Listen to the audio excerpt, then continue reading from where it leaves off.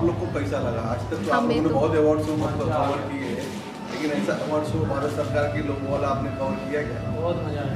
बहुत अच्छा लगा सर। तो ये हर साल हमारे 4 कार्यक्रम होते हैं निरुआ केंद्र के भारत सरकार के निर्देश से, और उसमें हम लोग इनके प्रतिनिधि सेवक हैं, सेवा करते रहते हैं। और ये जो यहाँ होता है, जो भी कार्यक्रम एक्चुअल लोगों तक पहुँचता है। बच्चों की बाइट आपने सुनी होगी, जो 12 महीने मार भात करते हैं, जाड़ा चावल मिलता है। आज यहाँ उनको हमने 2 दिन खाना खिलाया, तो खाना देख कर भी परेशान है कि बोलते इतना अच्छा खाना उनको सपने में खाना तो दूर की बात है, देखने को नहीं मिलता। ऐसी बातें करते हैं। उन बच्चों की आप बाइट लीजिए और उसको अपने मीडिया में प्रसारित कीजिए, ये मेरा आपसे निवेदन रहेगा। क्योंकि आज भी ऐसे क्षेत्र हैं भारत में, और ऐसे जो रियल स्टोरी वो बच्चे बताएंगे, हम लोग तो करके बताएंगे। उनकी आप बातें लें, क्या क्या आपका खाना पीना है, कैसे नक्सलाइट क्षेत्र में रहते हैं, कैसा वहाँ का माहौल है, ये देश को दिखाने का प्रयास कीजिए। और युवाओं को क्या संदेश देना चाहिए? कार्यक्रम तो बहुत अच्छा लगा। कार्यक्रम ऐसा है कि इसमें बुरा बोल ही नहीं सकता है। ऐसा लग रहा है, मुझे तो ऐसा लग रहा है कि हम लोग अभी सतयुग में हैं और राम राज्य चल रहा है। और मोदी जी सोचते हैं, मैं तो उनको राम के रूप में ही देखता हूँ और एक वानर सेना समझता हूँ। और उन्हीं का जो विचार है बेटी पढ़ाओ बेटी बचाओ, उसी पे मैं काम कर रहा हूँ। और मैं जानता हूँ कि नारी शक्ति जो है, अगर वो शक्ति में थोड़ी सी इच्छा शक्ति जाग जाए ना, तो सब कुछ बदल जाए। सुनील सर, आपकी जो संस्था है दर्श फाउंडेशन है, वो भी काफ़ी लोगों को मदद कर रही है, तो उसके बारे में क्या कुछ है? मेरी संस्था किसी को मदद नहीं कर रही है। मैं उस संस्था का एक सदस्य हूँ। संस्था मेरा एक परिवार है। मैं भीख मांग के नोटबुक लाइन लगा के पढ़ाई किया हूँ, और जो नोटबुक नहीं मिलती थी तो उसको मिटा के पढ़ता था। तो अगर मेरी बहनों को और मेरी भांजियों को अगर मैं वही बुक वापस कर रहा हूँ तो मदद का तो सवाल ही नहीं उठता। मेरा परिवार है और परिवार के प्रति ये मेरा कर्तव्य है, मुझे उनके लिए करना चाहिए। मैं तो चाहता हूँ कि और लोग भी ऐसे परिवार बनाएं और मदद ना करें, उनके साथ रहें, पढ़ें लिखाएं पढ़ाएं, बच्चियों को आगे बढ़ाएं। क्योंकि बाप पढ़ेगा तो अकेला पढ़ेगा, बच्ची पढ़ेगी पूरा परिवार पढ़ेगा। आने वाले दिनों में महिलाओं के लिए कोई कार्यक्रम वगैरह कुछ लेने वाले हो? महिलाएं नहीं, वो मेरी बहनें हैं। मैं महिलाएं शब्द से बहुत नफरत करता हूँ, क्योंकि वो मेरी बहनें हैं। बहनों के लिए जितनी मुझे माता रानी ताकत देंगी उतना तो मैं कर ही रहा हूँ। फिर भी हमारी बहनें और हमारी भांजियाँ 4 नवंबर को फिर आ रहे हैं, और हम अपने परिवार में उनको जो ये हथियार है, जो ये परमाणु बम, मिसाइल और ये जो चल रहा है ना, उससे बड़ा हथियार है एक पेन। वो पेन दे रहे हैं, बुक दे रहे हैं, और उस मिसाइल को रखने के लिए एक बैग दे रहे हैं। जैसे आपने कहा था कि एक सबसे पहले मैं ऑलरेडी बालकर साहब DIG CRPF कृतज्ञता व्यक्त करता हूँ। उन्होंने यहाँ पर इस कार्यक्रम में अतिथि के रूप में अपना समय दिया। मुख्य रूप से ये गृह मंत्रालय, CRPF, SSB का ही कार्यक्रम है। हम केवल उसको एक्सक्लूड करते हैं। जैसा कि जो लेफ्ट विंग का क्षेत्र है, जहाँ पर ये जो लेफ्ट विंग की विचारधारा चलती है, वहाँ के बच्चों को यहाँ पर लाकर साथ में करके उनको ये बताना कि विकास, निर्माण और राष्ट्र निर्माण में उनकी भूमिका कैसे सुनिश्चित की जा सकती है।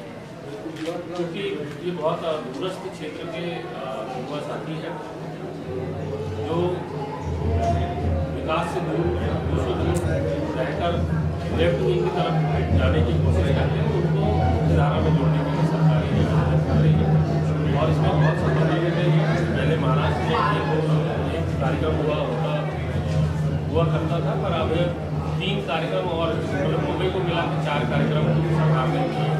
इसका मतलब इस आयोजन से और इस कार्यक्रम की सफलता भारत सरकार को दिख रही है। और ये युवा CRPF और SSB को भी धन्यवाद देते हैं कि ये लोग इनके साथ इनके स्कॉट ऑफिसर सब CRPF के आए हुए होगा, ताकि ये जो युवा यहाँ से जाए तो लोगों को गलत रास्ते पे जाने से रोके। सर, इस कार्यक्रम में काफ़ी लोग दूर दूर से अपना दिखाने आए हैं, क्या क्या कहना है? यहाँ पर हम इनको मुंबई और जैसे एजुकेशनल इंस्टीट्यूशंस में मुंबई यूनिवर्सिटी बहुत बड़ी देश की नामचीन यूनिवर्सिटी है, वहाँ पे रखे हैं। इसके बाद गवर्नर हाउस भी इनको विजिट कर रहे हैं। 30 तारीख को माननीय महामहिम राज्यपाल महोदय आदिवासी बच्चों से इंटरेक्शन करेंगे, बातचीत करेंगे। उसके पश्चात जो लोकतंत्र का सबसे मजबूत स्तंभ है विधान परिषद और विधानसभा, मतलब उसके तीनों हाउस है, वहाँ पर भी युवाओं को दिखाया जाएगा। उसके बाद में मुंबई का जो टूरिस्ट के हिसाब से जो मुंबई को देखते हैं दुनिया में लोग, वो भी उनको वहाँ पर घुमाया। Thank you sir. आज मुंबई यूनिवर्सिटी के इस प्रांगण में 15वें आदिवासी युवा आदान प्रदान कार्यक्रम में मुख्य अतिथि के स्वरूप उपस्थित रहते हुए मुझे बहुत खुशी है, आनंद है कि नेहरू युवा संगठन मुंबई उनके सभी आला अधिकारियों के प्रति आभार प्रकट करता हूँ। और जो 200 युवा यहाँ पे उपस्थित हैं, उनसे भी काफ़ी मुझे सीखने को मिला, उनसे भी प्रेरणा मिली। मेरी भी कुछ मन की बातें हैं उनके साथ मैंने साझा की और ये बहुत सुखद अनुभव रहा मेरे लिए। देश की जो युवा शक्ति है उनको अच्छी दिशा, अच्छा मार्गदर्शन देने की बहुत ज़रूरत है। वो काम अच्छे तरीके से हमारी भारत सरकार की ये जो नेहरू युवा केंद्र संगठन है, मुंबई की शाखा है, विशेष रूप से वो अच्छा काम कर रही है। उनको भी मैं स्वागत अभिवादन करता हूँ और शुभकामनाएं भी देता हूँ। सर, एक सवाल है कि आपने युवा कहा था, युवा के बाद बोला कि आपने उल्टा करी तो वायु होगा, तो उसके लिए क्या कहना चाहिए सर? देखिए, युवा जब हम लोग कहते हैं, मैं हमेशा ऐसा सोचता हूँ कि युवा के विपरीत उल्टा जो होता है वो होता है वायु। और वायु जो है वो एक शक्ति है, और शक्ति को अगर अच्छे तरीके से हम लोग उसका इस्तेमाल ना करें, उपयोग ना करें, तो वो वायु की जो शक्ति है, जैसे समंदर में अनेक जहाज़ों को भटका देती है, तहस नहस कर सकती है, वैसे ही युवा शक्ति देश के लिए एक बड़ी शक्ति है। और हमारी चुनौती ये है कि उस शक्ति का अच्छा उपयोग हमें करना चाहिए। उसको सही दिशा, सही मार्गदर्शन अगर मिल जाए तो उसी शक्ति हमारे देश की गरिमा, अखंडता और बहुत सारी अच्छी अच्छी चीज़ें बर्बाद करने के लिए सक्षम है। सर, आपसे जानना चाहेंगे, निम्बालकर सर मुख्य रूप से आपके कार्यक्रम में शामिल हुए हैं, क्या कहना चाहेंगे? और ये मैं युवा केंद्र तथा प्रकाश मंत्री जी और जो रायगढ़ तथा मुंबई जिले के संगठक हैं श्री निशांत रुद्रेला जी, इनको उनके बहुत आभार व्यक्त करना चाहती हूँ कि उन्होंने मुझे यहाँ पर आने का मौका दिया। बहुत कम बारी जो है जनजातीय विभाग से बच्चे और बच्चियों से इतने दिल से बात करने का मौका मिलता है।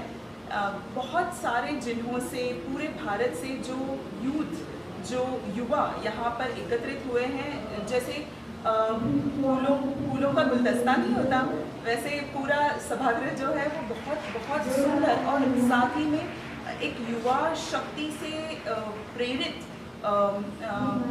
मालूम पड़ रहा था।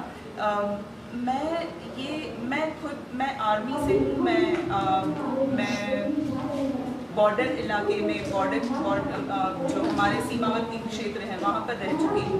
मुझे मेरे ट्रेनिंग तथा मेरे पोस्टिंग के दौरान जो जम्मू कश्मीर के काफ़ी दूर दराज के इलाकों में था, मुझे पता है कि बहुत ऐसे गांव हैं, बहुत ऐसी छोटी जगहें जो कि गांव भी नहीं है, उससे भी छोटे से जगहों पर ट्राइबल क्षेत्र है और वहाँ तक पहुँचना बहुत मुश्किल है। अगर नेहरू युवा केंद्र के द्वारा हमारी सरकार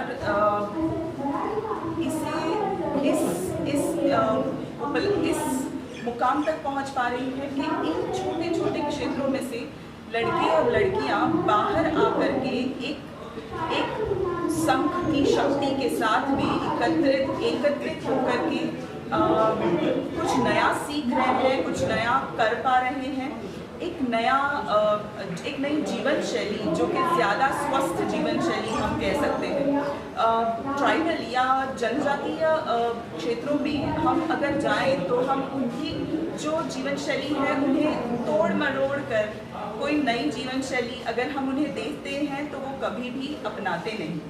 अगर उनकी जो जीवन पद्धति है, जो उनकी खान पान रहन सहन की पद्धतियाँ हैं, उनमें से जो अच्छी चीज़ें हैं उन्हें साथ लेकर के उसी के साथ में जो हम उन्हें नया या अच्छा दे सकें तो उसमें एक उपलब्धि है।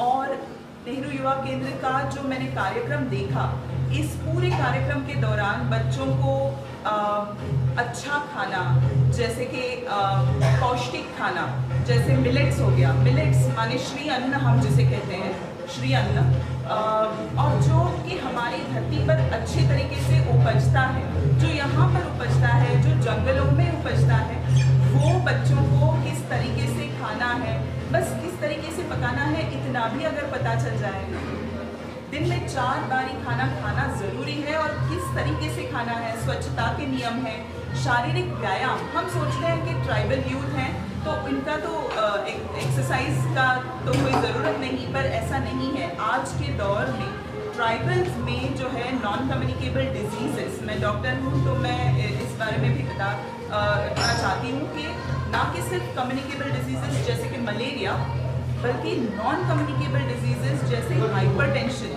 उच्च रक्तचाप या फिर डायबिटीज़ जैसे भी बीमारियां ट्राइबल पॉपुलेशन में अभी बढ़ रही हैं।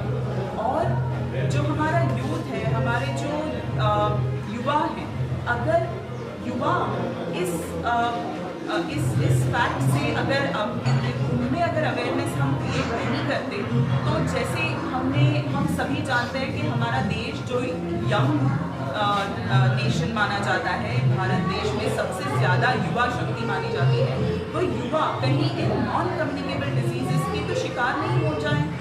इसके लिए हम अगर आज ये कदम उठा रहे हैं कि उनमें एक अच्छी लाइफस्टाइल, एक अच्छी जीवन पद्धति हम दे पा रहे हैं, नेहरू युवा केंद्र के मार्फत 1 हफ्ते का या 10 दिन का ये कार्यक्रम अगर बच्चे एक कार्यक्रम यहाँ पर आयोजित किया गया है, उसका हिस्सा बने, क्या कहना चाहिए साहब? मैं तो यही कहना चाहूँगी कि बहुत ब्रिलियंट इनिशिएटिव है under the mentorship of the director of the Nehru युवा केंद्र विकास मुंडे जी, जिन्होंने अपने सुपरविजन में ये तीसरा, जैसा कि वो बता रहे थे, ये youth fun youth exchange programme रखा है। और मैं तो यही कहूँगी कि ये मेरा पहला इंस्टेंस है जब मैं ये अटेंड कर रही हूँ, एंड आई मस्ट से कि बहुत खुशी हो रही है कि हमारे जो ट्राइबल यूथ्स हैं वो आगे बढ़ के पार्टिसिपेट कर रहे हैं और उनमें बहुत पोटेंशियल है। और सरकार का भी धन्यवाद करना चाहूँगी कि जिन्होंने अभी रिसेंटली कई ऐसे संशोधन किए हैं, कई नई चीज़ें लाई हैं जहाँ की ट्राइबल पार्टिसिपेट कर सके और जो उनका कंट्रीब्यूशन है हमारे एनवायरनमेंट से लेके, फ्लोरा फौना से लेके, और जो कल्चर हेरिटेज है उसको हम कैसे प्रिजर्व करके उनकी एनर्जीज को कैपिटलाइज करके इसको हम आगे ले जा सकते हैं। So brilliant initiative I must say, and I'm very glad and honored to be a part of this Nehru Yuva Kendra Center.